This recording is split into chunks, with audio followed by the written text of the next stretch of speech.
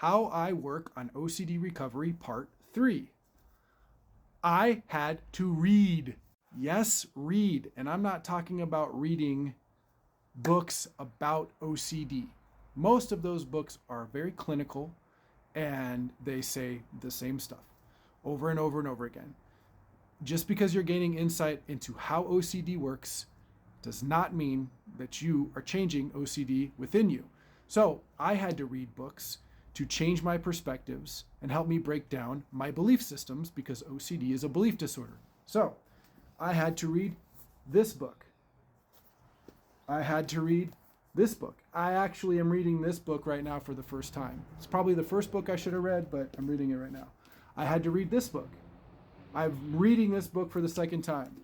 You have to read these books multiple times because it doesn't sink in at first, because you're most likely riddled with anxiety and your brain is all over the place. And a lot of the concepts are not something you're going to grasp right away. That's why taking time to read them multiple times is extremely important. I had to read this book, which I've read twice. This book I haven't read twice. I've read one time. A lot of good stuff in it, not my favorite one. And I've read this book now 2 different times. So the reading is to do a couple of things. One is to help you change your perspectives. 2 of those books in there are by Dr. Albert Ellis.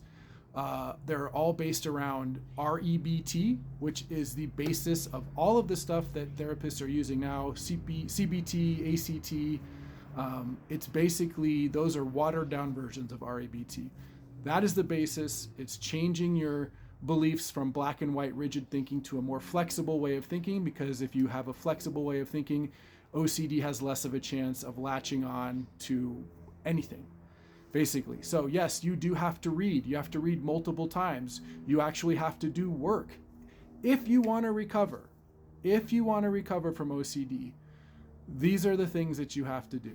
And you do have to read, and you have to set aside time, because what you do when you read is you build up a frustration tolerance. Right now, as an OCD sufferer, you have a low frustration tolerance.